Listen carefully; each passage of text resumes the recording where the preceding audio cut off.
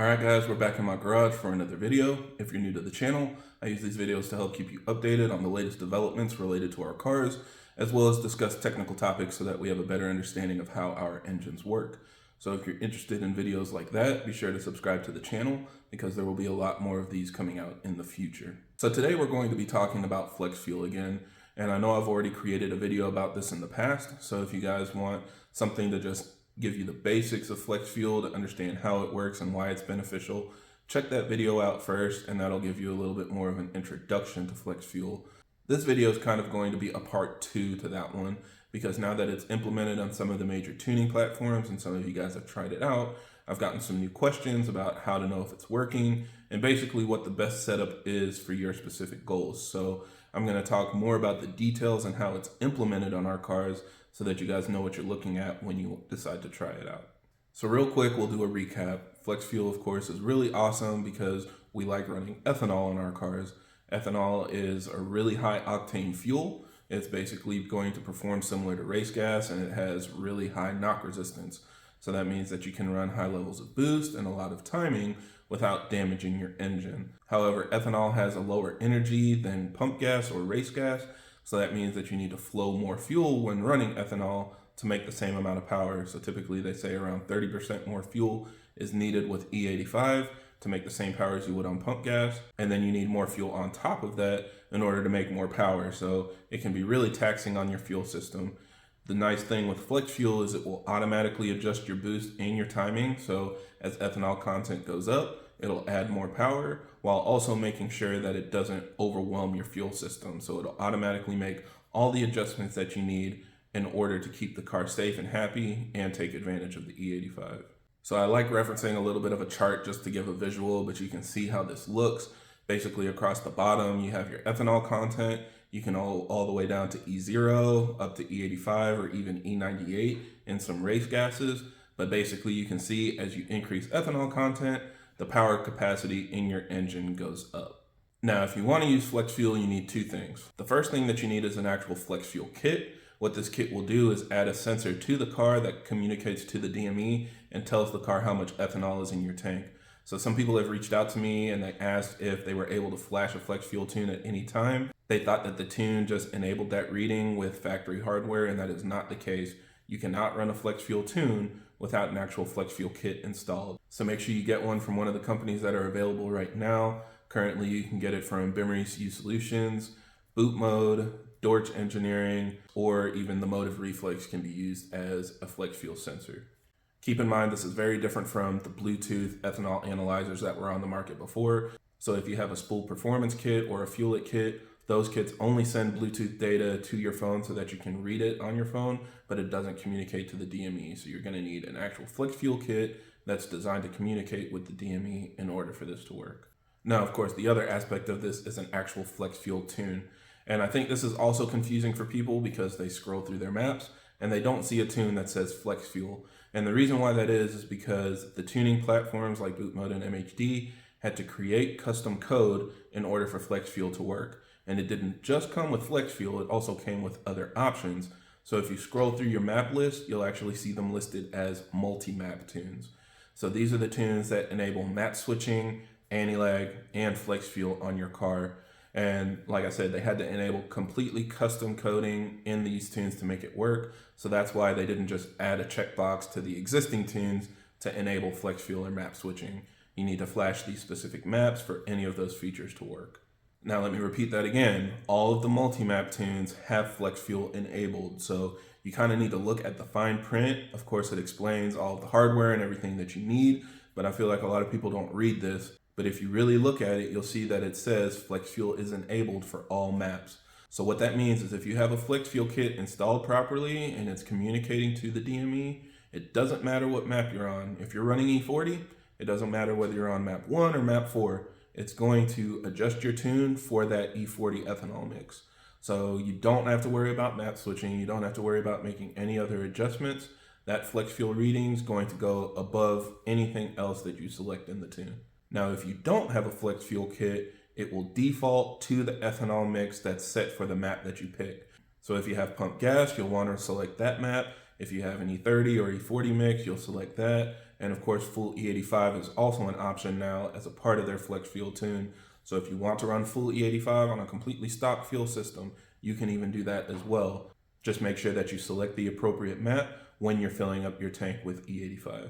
This is also something that you can take advantage of with custom tunes. So I'm doing that on my car as well. I have a motive reflex installed with port injection, and that's helping scale my fuel system for my ethanol mix.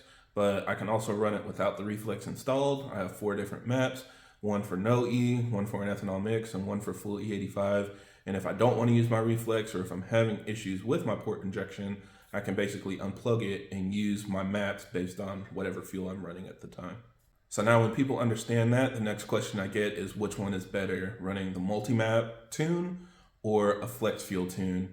And there are a couple issues with the flex fuel tune that you guys should be aware of.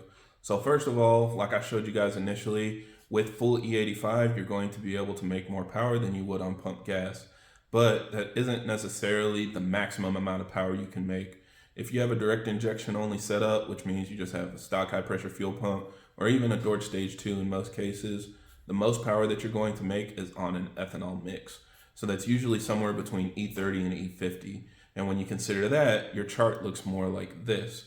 And so you can see there's kind of a big gap in the middle.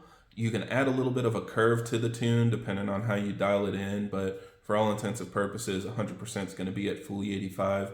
And in theory, you're going to be able to make more power running less E with that setup. And if you look at the fine print, again, in the tuning software, it will tell you on full E85, you're not going to make as much as an ethanol mix. So that's something that is kind of a concern for most people.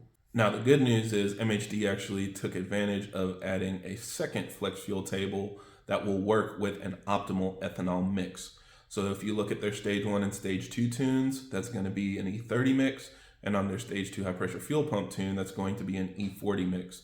And the closer you get to that optimal mix, the more power the car is going to make. So they're basically adding that extra dot in the middle for the best mix on that setup, and that's where you'll make the most power. Again, this is something that you can also take advantage of with a custom tune. So on mine, we're targeting E40. If you want to target E50, E60, or any other ethanol mix, you can work that out with your custom tuner, and they can set that in your tune to take advantage of that. Now, while that's really awesome, there's one other thing to consider, and that's the fact that pretty much none of us have good quality gas. I know some of you guys are adding a little bit of ethanol to clean up timing on your pump gas maps, or even if you're running like an E30 or E40 tune, you might run E35 or E45 to just bump up the octane a little bit more.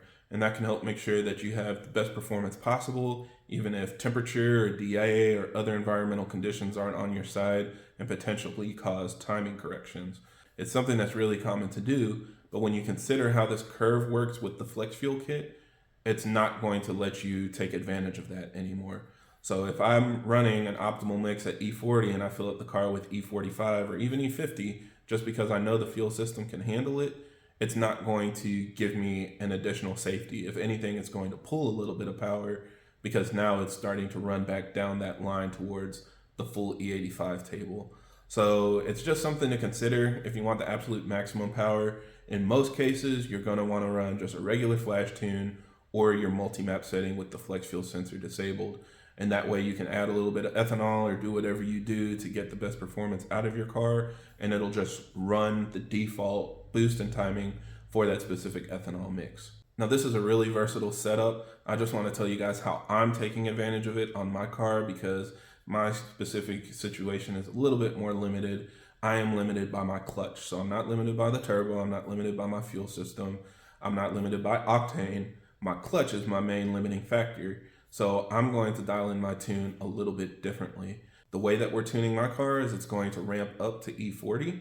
And then once I start pumping more than that, it's going to scale in port injection so that I can run full E85 while making the same amount of power. So I basically have a flat curve after E40. Now this works really well for me because like I said, I know that full E85 isn't going to overwhelm my clutch. I'm also not going to be limited by power because of my fuel system. The port injection will take up the extra slack that I need so that I can still make the same amount of power on full E85.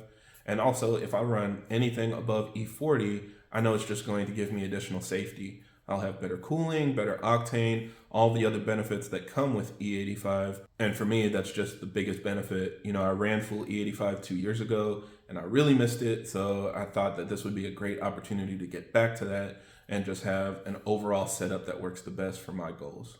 Now, I'm not a drag racer. I'm not putting money on the line to make sure my car has the absolute best performance possible. I'm just trying to have fun with my car. So it's really up to you to determine what your goals are and explain those to your tuner so that you guys can figure out the best map switching and flex fuel enabled setup for your specific build. So yeah, hopefully that makes sense. You know, this is why I don't like to tell you guys that this is the absolute best thing to do and this is what you should do on your car, because there are so many different ways to make it work, and it's just really up to you to decide what's best. But I just wanted to give you guys this information so that if you haven't tried it before, or maybe you are trying it and you think that you're missing out on an opportunity, this can kind of explain the full scope, and then you can determine what the best next steps would be.